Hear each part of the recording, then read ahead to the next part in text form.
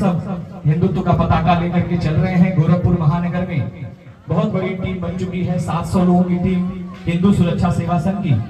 ऐसे सिद्धपीठ हनुमानगढ़ी के महंत परम पूज्य राजूदास जी महाराज, राष्ट्रीय अध्यक्ष हिंदू सुरक्षा सेवा संघ, पूज्य महाराज जी को मैं आमंत्रित करूंगा कि पूज्य महाराज जी हम सबको अपना आशीर्वचन देने की कष्ट करें। पूज्य महाराज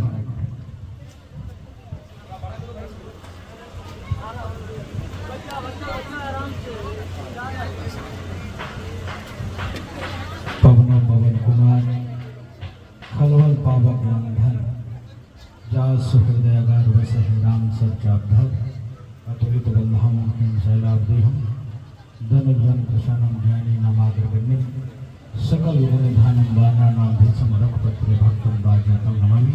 बोलो श्री हनुमान जी महाराज की। ऐसे नहीं, हाथ नहीं खोलना है, ऐसे एकता लानी है। सभी माताओं को प्रणाम करते हुए मैं निवेदन करूंगा, शक्ति की उपासना हम लोग करते हैं तो एकता होनी चाहिए। बोल बजरंगबली की। सत्य सनातन वैदिक धर्म के, सत्य सनातन वैदिक धर्म के। जय श्री राम, जय जय श्री राम। बोलो श्री राम जन्मभूमि की, काशी विश्वनाथ के, मथुरा काशी की।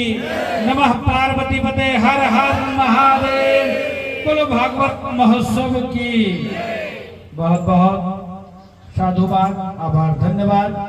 आज संगीत में इस भागवत कथा महायज्ञ में व्यासपीठ पर विराजमान सनातन संस्कृति हिंदू हिंदुत्व की पताका लहराने वाले अपने कथा के माध्यम से लोगों के मन में परमात्मा के प्रति भाव, परमात्मा के प्रति समर्पित किस प्रकार किया जाए, उनके मन को निर्मल करके परमात्मा के चरण में लगाने का प्रयास करने वाले ऐसे कथावाचक परम पूज्य श्री भगवताचार्य शैलेशमणि त्रिपाठी जी महाराज इस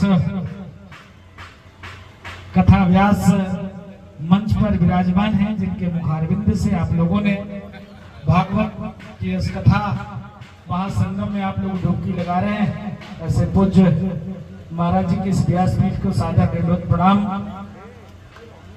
इस आयोजक मंडल को बहुत बहुत साधुवाद देते हैं, धन्यवाद देते हैं।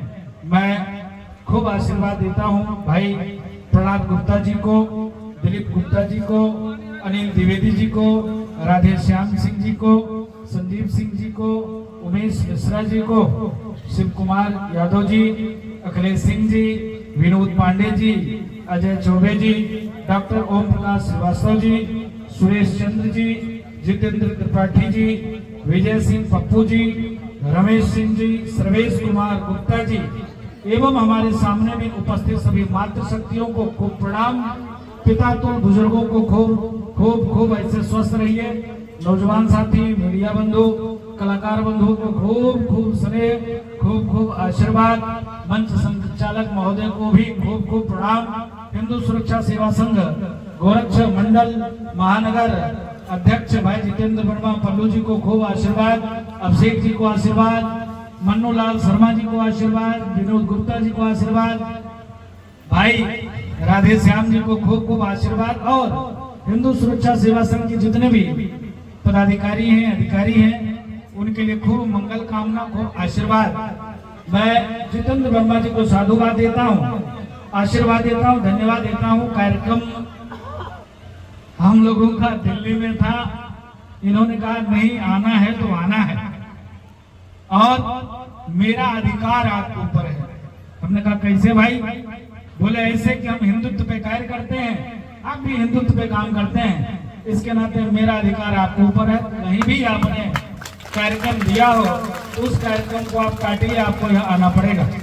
क्योंकि अभी जन्माष्टमी के पावन पर्व पे भी पल्लू जी से मुलाकात मुख्यमंत्री योगी आदित्यनाथ जी महाराज के उस परिसर में हुआ था। हमने कहा अब तो मुलाकात हो गई है, उपाध्यक्ष जी बैठ जाओ, काहे उधर खड़े हो, आओ इधर आ जाओ, आ जाओ, आ जाओ, बैठ जाओ भाई। भगवत चर्चा में आप सौभाग्यशाली होंगे कि बैठेंगे। कथा में बैठने का विशेष महत्व है। बाबू साहब ऐसे चुनाव बिहार में तुम नहीं लड़ोगे, है ना मास्टर साहब? बैठने का विशेष महत्व है। अगर आपको किसी ने नहीं भी बुलाया हो, अगर धार्मिक अनुष्ठान, धार्मिक कार्यक्रम चल रहा है, आपको नहीं भी बुलाया हो, कहीं से भी आपको जानकारी हो जाए किस जगह पे कथा चल रही है, चुपचाप जाना चाहिए, बैठना चाहिए और बैठकर जो व्यासपीठ पर बैठकर कुछ आचार्य कह रहे हैं, जितना भी समय हो, ये नहीं कहते कि आप पूरे समय बैठो, लेकिन जितना देर बैठो उतना देर ध्यान व्यासपीठ पे लगाना चाहिए आचार्य क्या कह रहे हैं। तो पल्लू जी जब मिले तो मैंने कहा अब तो हो गया, मुलाकात हो गई टीम से, अब तो नहीं आना पड़ेगा, ये नहीं माना जाएगा। ये तो मैं आपको निमंत्रण देने के लिए मैं जबरदस्ती रात में 1 बजे आपसे मिल रहा हूँ। महाराज जी 3 घंटा प्रतीक्षा किया तब आपसे मुलाकात हो पाई है। आप योगी जी के साथ थे जन्माष्टमी में, तो हम लोग पूरी टीम हमारी आई हुई है और महाराज जी उस भगवत कथा में आपको पधारना है। तो मैं पुनः जितेंद्र वर्मा पल्लू जी हिंदू सुरक्षा सेवा संघ के महानगर अध्यक्ष, इनके लिए मंगल कामना करता हूँ। आप सभी माताएं इनको आशीर्वाद दीजिए कि ऐसे ही सनातन के लिए, हिंदुत्व के लिए आगे कार्य करते रहें, क्योंकि धर्मो रक्षति रक्षता, धर्म की रक्षा आप करोगे, धर्म आपका रक्षा करेगा। बाबा ने लिखा है, गोस्वामी तुलसीदास जी महाराज ने कुछ सरकार भगवत चर्चा आप लोगों को सुनाया। बाबा ने लिखा है, कोटि कल्प काशी बसे, मथुरा कल्प हजार, एक निमिष सरजुग से तुले न तुलसीदास। तो धर्म नगरी अयोध्या से आपके बीच में एक आपका बच्चा, आप ही का बेटा, आप ही के जैसे किसी माँ ने अपने कोख से जन्म दिया होगा और हनुमान जी को समर्पित कर दिया। तो आज हनुमान जी के चरण शरण में सनातन की प्रचार प्रसार करते हैं। आज आप कथा के माध्यम से भगवत चर्चा आप सुन रहे हो। परब्रह्म परमात्मा योगेश्वर भगवान श्री कृष्ण ने सनातन की स्थापना करने के लिए लाखों लाखों विधर्मियों को समाप्त किया, तब सनातन की स्थापना हो पाई। उसी प्रकार से आज के प्रत्यक्ष में कथा के माध्यम से, राम कथा के माध्यम से, भगवत कथा के माध्यम से जितने भी आचार्य बंधु हैं ये प्रयास करते हैं। पुनः तो आयोजक मंडल को साधुवाद देते हैं, धन्यवाद देते हैं। ऐसे ही आयोजन करते रहिए। कोई जरूरी नहीं है कि जहाँ लाखों की संख्या हो वही आनंद आता है। 5 लोग की भी संख्या में हम कथा सुन सकते हैं। हम व्यास जी महाराज भगवान को कथा सुनाते हैं, व्यक्ति को नहीं सुनाते हैं। तो प्रयास करना चाहिए कि जितने भी लोग आप लोग हो, मातृशक्ति बैठी हुई है। आज सनातन जो सुरक्षित है, सनातन संस्कृति जो सुरक्षित है, आप जैसे माताओं की ही देन है। माँ प्रयास करती है, 2 रुपया, 4 रुपया, 5 रुपया, 100, 200, 400 पति की जेब से जब मांगती है, जब निकालती है, इस डब्बे में, इस कोने में, चावल में, दाल में छुपा के रखे रहती है। कभी भी कोई सनातन का कार्यक्रम हो, धीरे से पति से मांगती है, नहीं होता है, तब भी माँ का भाव देखो, माताओं का भाव देखो, जरूर प्रयास करती है उसमें दान करे। कोई व्यक्ति आ गया तो माताएं भूखे नहीं जाने देती है, जरूर धीरे से चुप्पे से 10 रुपया, 5 रुपया धीरे से पकड़ा देती है। महाराज हम गरीब हैं, मेरे पास व्यवस्था नहीं है, ये लोग हमारे बच्चों का कल्याण हो, हमारे पति का कल्याण हो और धन बढ़े, आगे बढ़े। ऐसे मातृशक्ति ही आज सनातन को जिंदा करके रखा है। ऐसे मातृशक्तियों को प्रणाम करते हैं, क्योंकि सनातन में नारी की पूजा होता है। आप देखिए, राम जी का पहले नाम नहीं आता, नाम क्या आता? सीता राम। पहले सीता तब राम। राधे कृष्ण, कृष्ण कहा जा सकता था, लेकिन राधे कृष्ण, गौरी शंकर, शंकर सीधे कह सकते थे, गौरी शंकर। तो हमारे यहाँ नारी की प्रधानता, शक्ति की उपासना, मातृ शक्ति की पूजन। नवरात्रि के महीने में आप देखते होंगे छोटी छोटी बच्चियों को किस प्रकार से देवी, माँ बैठ जाओ, काहे भाग रही हो, नाराज हो गया, बैठो, कैसे देवी मानकर देवी की उपासना किस प्रकार होनी चाहिए, यह सनातन परंपरा में है। भागवत कथा के माध्यम से आप अपने जीवन को कल्याण कर रहे हैं, लेकिन इस कथा के माध्यम से सनातनियों को जगना पड़ेगा। हमने पहले कहा था धर्मो रक्षति रक्षतः। हमारे पूर्वजों ने हजारों हजारों वर्षों तक घास की रोटियां खाना पसंद किया, लेकिन अन्न धर्म स्वीकार नहीं किया। आप समझो सनातन कितनी विशाल परंपरा। माँ बैठी हुई है, कभी बरगद की पूजा करती, कभी पीपल की पूजा करती है। ये वृक्षों में देवत्व का भाव समझकर उसकी भी पूजा करती है। कैसे पर्यावरण सुरक्षित रहे, यहाँ तक कि खरपतवार की भी पूजा करने लग जाते हैं। क्या? तुलसी मैया, दीपक जलाना, पूजा करना है। नाग पंचमी, विषैले जीव की भी आप लोग सुरक्षा करते हो। ये क्या है? नाग देवता है। ये क्या है? गौ माता है। क्या? नंदी बाबा है। तो यह सनातन की जो विशाल परंपरा है, इतनी सुंदर है, इतनी खूबसूरत है, यह सिर्फ सिर्फ सिर्फ सनातन में ही संभव है और हिंदू में ही संभव है, बाकी कहीं नहीं। धर्म दुनिया में ओनली एक, कौन सा? सनातन। बाकी कोई धर्म नहीं है, बाकी सब पंथ है और मजहब है। तमाम दो पंथ और भी हैं, समझ ही गए होंगे, एक चादर और एक फादर। चादर मतलब, चादर मतलब हाँ, चादर मतलब तलवार के नोक पर लोगों को धर्मांतरण कराया, सलवार पहनवाया और गले काटा, उसको बोलते हैं चादर। फादर मतलब हर 6 महीने में मातृशक्ति को परिवर्तन कर देना। एक व्यक्ति से सोशल से हमारी मुलाकात हो गई, तो थोड़ी थोड़ी हमारी बातचीत करने से वो हिंदी समझ गया।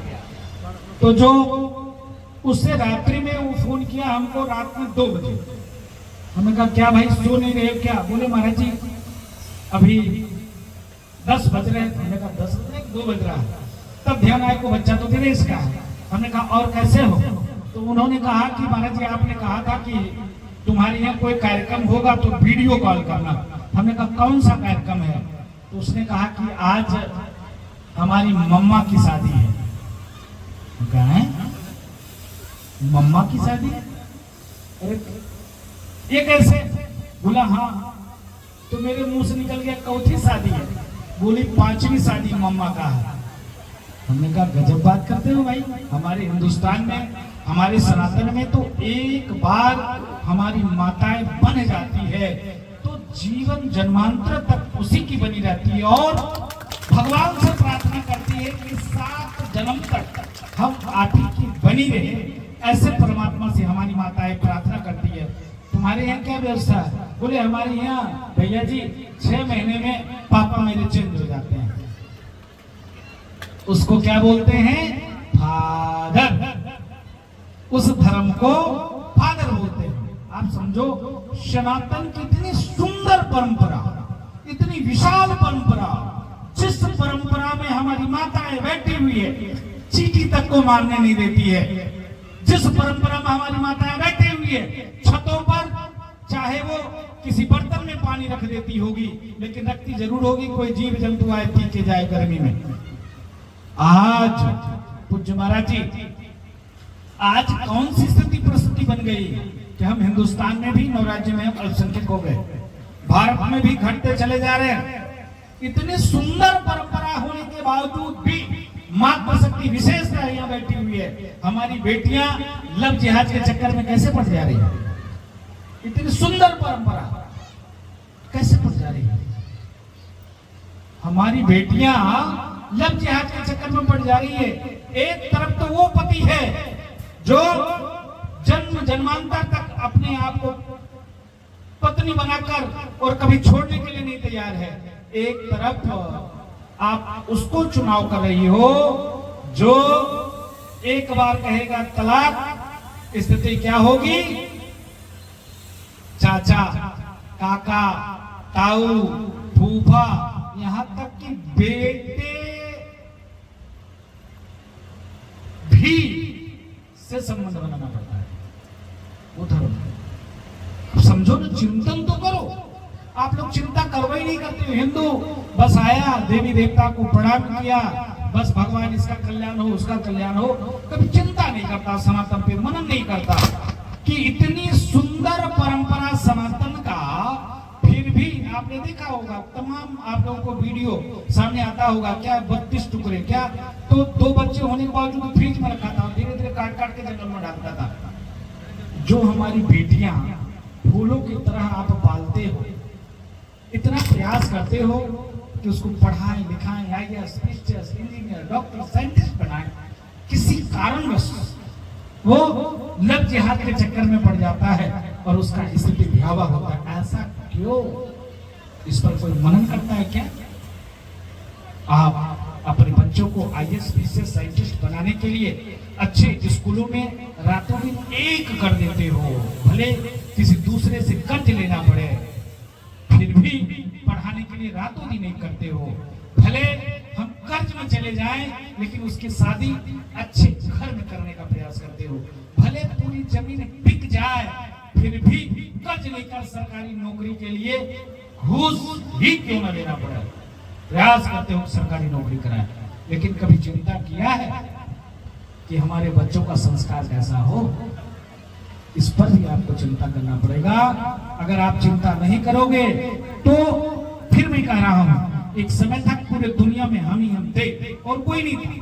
पूरे दुनिया में सनातन संस्कृति था। इस्लाम 1450 वर्ष, ईसाई 2000 वर्ष, बौद्धिज्म 2700-2800 वर्ष। इसके पहले सबके सब तो सनातनी थे, सबके सब तो हिंदू थे। आज लगातार धर्मांतरण हो रहा है, लगातार हमारी बेटियां लव जिहाद के चक्कर में, लगातार ईसाई मिशनरियों के कुचक्र से धर्मांतरण, ये बहुत गंभीर समस्या है। आज राजू दास को सीरिया, ईरान, इराक, लेबनान में कोई नहीं बुलाता। आज भाई जितेंद्र वर्मा क्यों कहे कि आपके ऊपर मेरा अधिकार है? इसलिए क्योंकि हिंदू, आप हिंदू, हिंदू मोहल्ला, हिंदू की जनसंख्या, इसके नाते भागवत का आयोजन है, इसके नाते आपने बुलाया।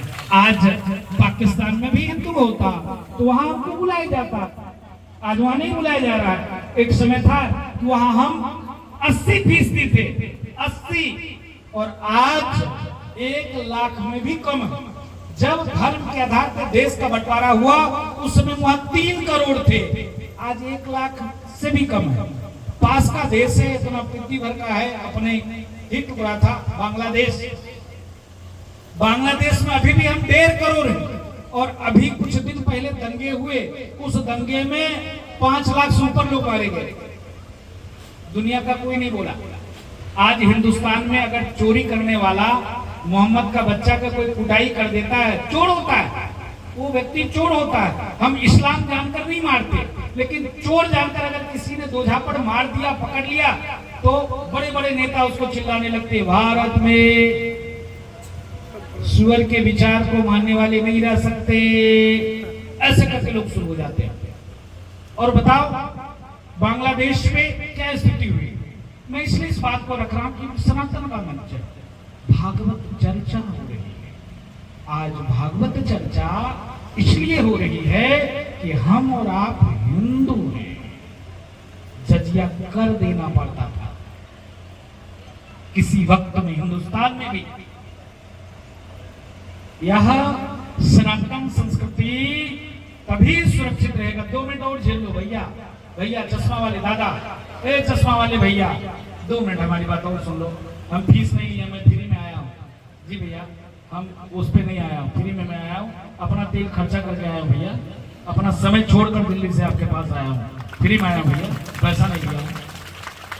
आप समझो कि आज हम और आप इसीलिए सुरक्षित हैं क्योंकि माताएं बच्चे के जन्म लेते ही सनातन की पाठ प्रारंभ कर देती है।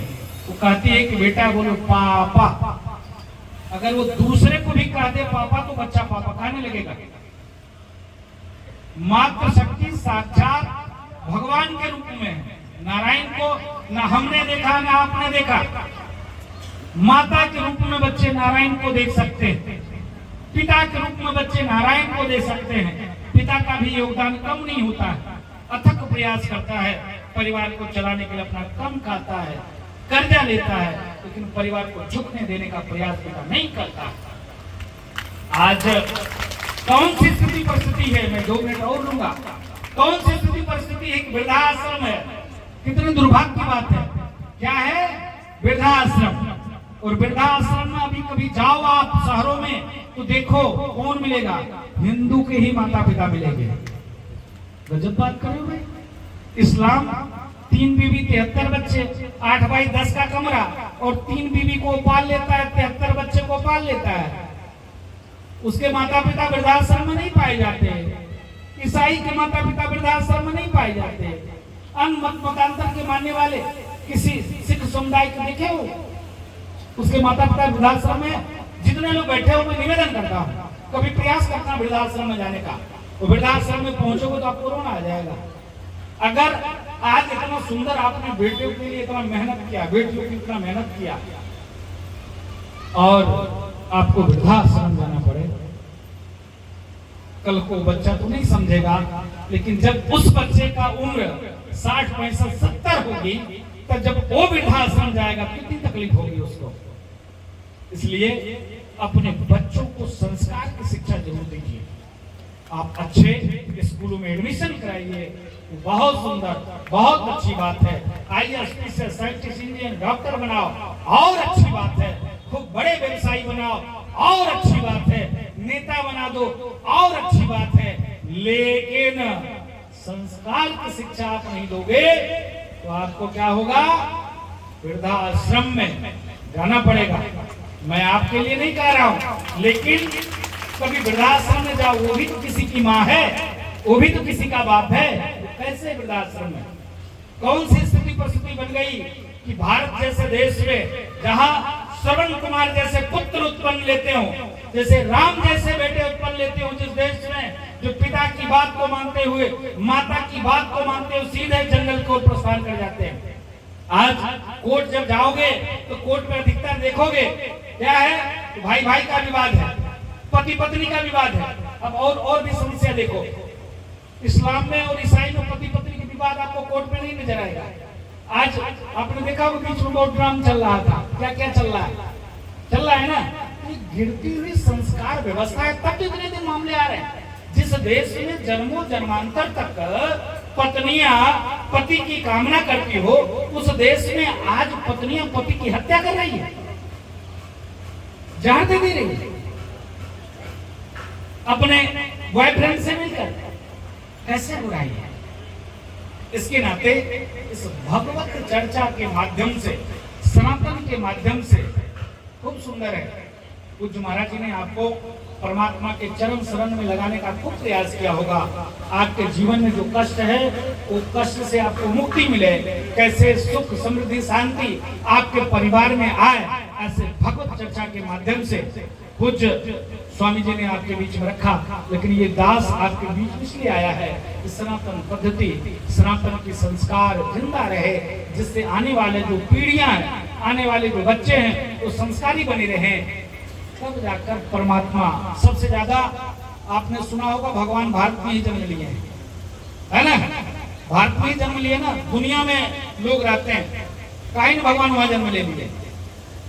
इसलिए यहाँ परमात्मा जन्म लेते हैं क्योंकि आप संस्कारवान हो, संस्कारी हो, चरित्रवान हो, पर्यावरण से, प्रकृति से, समाज से वास्ता रखते हो, समाज के लिए समर्पित रहते हो। इसके लिए परमात्मा जन्म लेते हैं। वो सबसे ज्यादा उत्तर प्रदेश में। तो ऐसा निर्मल हमारा मन बना रहे, ऐसा चरित्र हमारी बनी रहे, ऐसा संस्कार हमारे अंदर रहे कि आने वाले जो पीढ़ियां हैं, महापुरुषों की हमारी माताएं जन्म दे सके। ऐसे अपने बेटियों को, अपने बच्चों को बनाने का प्रयास करो, तो आपका जीवन सार्थक होगा, जीवन सफल होगा। भगवत चर्चा में आए हो, कथा का महत्व तभी है जब कथा सुनो, अपने जीवन में कुछ न कुछ उतारो। आज एक भाई दूसरे भाई को गला काटने के लिए तैयार है। हम बचपन में 2 भाई, 3 भाई, 4 भाई, 5 भाई होते हैं, तो जब तक बड़े भैया नहीं खाते, सब लोग एक साथ बैठकर खाते हैं। भाई के डर के मार से, बड़े भाई के डर के मार से हालत खराब रहती है। काका है, ताऊ है, चाचा है, सामने बैठना नहीं है। ये कल्चर, ये संस्कार ये स्वभाव, ये भाव बच्चों के बीच में बना रहे, इसके नाते आप संस्कार की पाठ जरूर पढ़ाओ। आप देखो भैया भरत के राजगद्दी मिलने वाले थे, आज एक भाई को जरा सा थोड़ी जमीन कम मिल जाए तो मारने के लिए तैयार हो जाता है। नहीं, बाबूजी ने हमको ये दिया था, चाहे नहीं माँ ने मेरे साथ गलती किया, माँ छोटे भाई को मानते हैं, हमको नहीं मानते, ज्यादा माँ ने उसको दे दिया। पिताजी उसको मानते, ज्यादा पिताजी उसको दे दिया, हमको क्यों नहीं दिया। ये स्थिति परिस्थिति बन रही है, खूब ज्यादा ये कैसे कम हो, इसके नाते अपने बच्चों को जरूर एक दोहा रामचरितमानस का अध्ययन करें। तब भाई भरत जैसे आपके घर में पुत्र जन्म लेंगे, लक्ष्मण जैसे आपके घर में बेटा जन्म लेगा कि भाई की रक्षा के लिए, भाभी की रक्षा के लिए बेचारा 14 वर्ष तक जंगल में चला गया पत्नी को छोड़कर। 14 वर्ष तक बैठा रहा, एक बार भी नहीं पूछा कि हमको सोना है, खाना है, तटस्थ रहा भाई और भाभी की रक्षा के लिए। ऐसा बेटा आपके घर में जन्म ले कि परिवार में कलह ना हो, परिवार आपके वंश परंपरा खूब आगे बढ़े। राम जैसा पुत्र उत्पन्न ले कि पिता की आज्ञा को मानते हुए माँ की आज्ञा। देखो जो माँ, जिस माँ ने कहा कि ये बन जाएगा, वनवास जाएगा, पहले आते उसी माँ को प्रणाम करते हैं। यह भाव होना चाहिए पुत्र के अंदर, ऐसा भाव, ऐसी संस्कार अपने बच्चों के अंदर कैसे उत्पन्न हो, इसके नाते अपने बच्चों को संस्कार की शिक्षा जरूर देना। हमारी बात लोगों को खराब लगता है, हमको कमी लोग बुलाते हैं, जो बुलाते हैं बार बार बुलाते हैं। हमारी बात किसको किसको खराब लगी हाथ उठाना, जिसको जिसको खराब लगे हाथ उठाना। सभी को प्रणाम करते हैं। ये इसलिए हमने पूछा कि देखो ध्यान आपका है कि नहीं। अगर आपका ध्यान नहीं होता तुरंत हाथ उठाते, लेकिन आपने हमारी बातों को मन से सुना है, इसलिए अधिकतर मातृशक्ति बैठी हुई है। सभी माताओं को प्रणाम करता हूँ। आज हम साधु हैं, अभी कह दिया जाए किसी को एक बेटा दान दे दो, बहुत पगला गया, बता दिमाग खराब है भैया, एक नाते हम बेटवा पैदा किए है, बाबा बनवाऊ, भिखमंगा बनवाऊ। आप समझो, आज हम आपके बीच में हैं, आपके जैसे किसी माताएं ने जन्म दिया होगा, सीने पे पत्थर रखा होगा, भेज दिया बाबाओं के बीच में। आज किसी को कहा जाता है 1 से 2 तो आप करने के लिए तैयार नहीं होते, बताते हो क्या है, तो अगला मकान बनाना पड़ेगा, जमीन खरीदनी पड़ेगी, कैसे पढ़ाऊंगा, कैसे लिखाऊंगा, कैसे खर्चा चलेगा, बस एक ही वक्त है।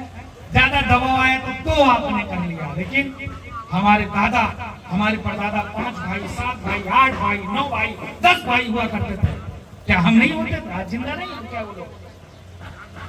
तो मैं सभी मातृशक्ति से, पिता तुल्य बुजुर्गों से निवेदन करना चाहूंगा कि सनातन का अगर रक्षा करना है, संस्कृति को बचाना है, तो परिवार को भी आपको बढ़ाना पड़ेगा।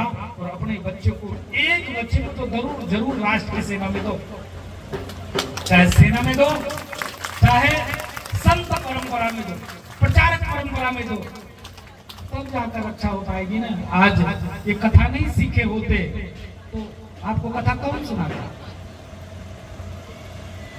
आप देखते हो, हमको बहुत खराब लगता है। 2 मिनट और पल्लू जी लेंगे, ये निकाल रहे थे लिस्ट की, स्वामी जी वो है क्या कहते हैं, बैठक है, इसलिए जल्दी करना है, ये निकाल रहे थे।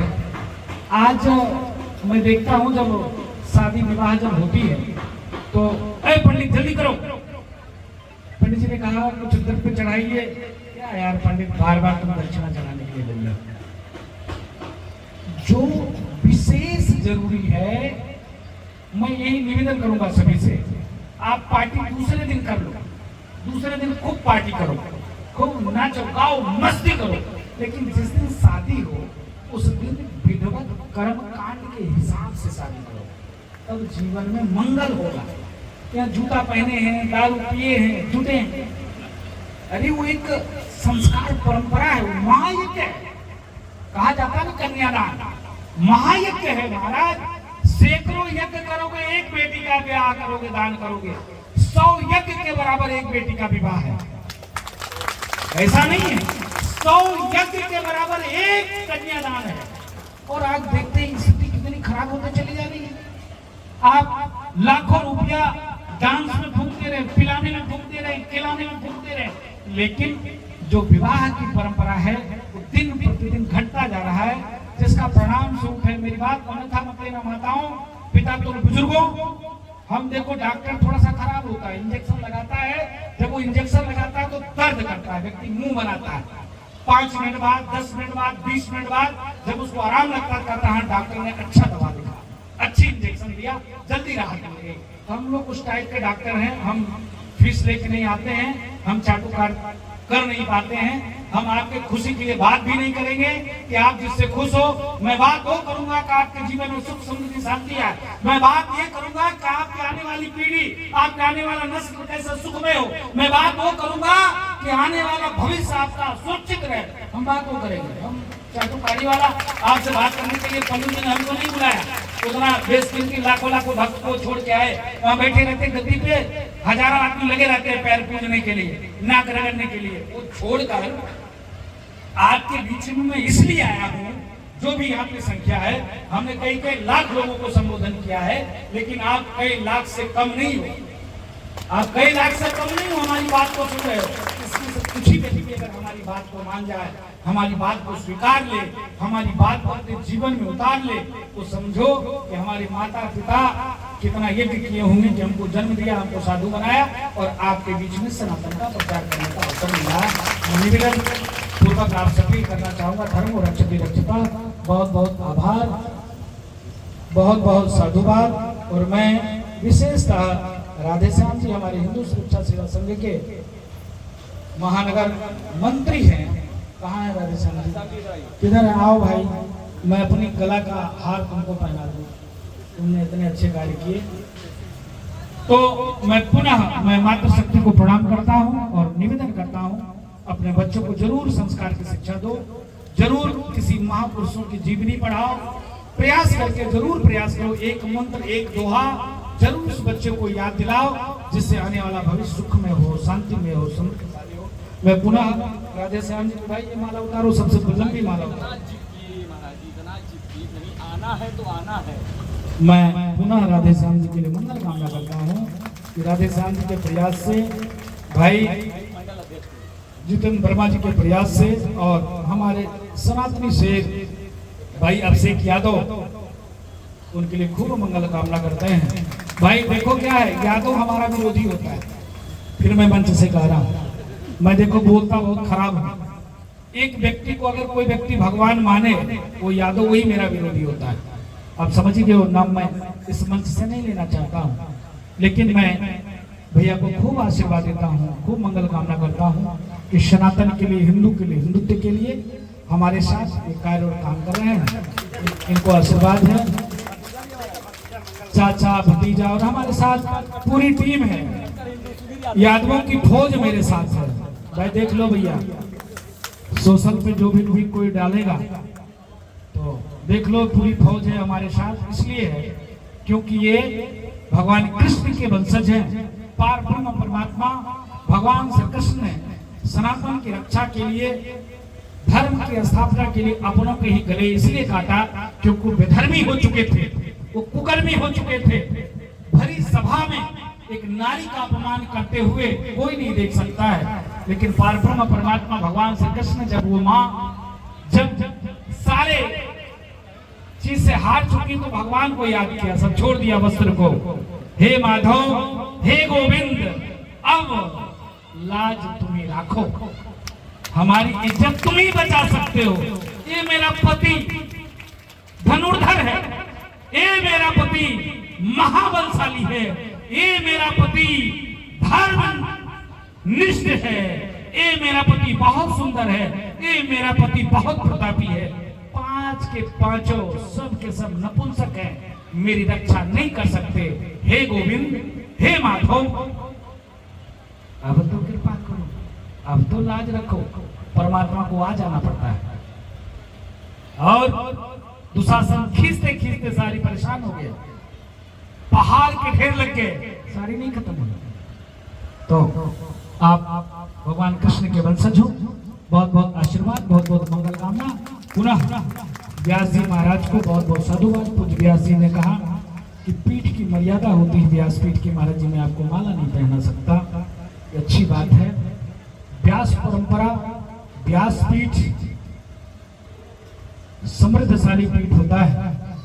इस पर जो भी व्यक्ति बैठा है ये चाटुकारी करने के लिए नहीं बैठा है, इसलिए इस पीठ पर बैठता है कि जो हमारे वेद, हमारे पुराण, हमारे शास्त्र, हमारी उपनिषद कहता है उसको एक गिलास में घोलकर शब्द रूपी पानी बनाकर और जो सामने बैठा है उसको चरणामृत के रूप में पिला देना, उसके जीवन को धन्य करना। तो पूज्य महाराज जी बहुत बहुत साधुवाद, आभार, धन्यवाद।